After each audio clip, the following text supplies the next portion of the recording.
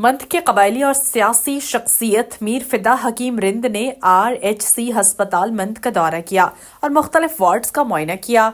RHC मंद के doctor नज़ीर अहमद ने हस्पताल के हवाले से इनको ब्रीफ किया। इस मौके पर मीर फिदा हकीम रिंद ने मंद हस्पताल के तमाम मसाइल सुने और यकीन दहानी कराई कि आला हुकाम से बात करके इन मसाइल को हल करेंगे। तो उन्होंने कहा कि मंद में इस वक्त अद्वियात की कमी के साथ बुनियादी टेस्ट का फुकदान है और अद्वियात का कोटा भी कम है।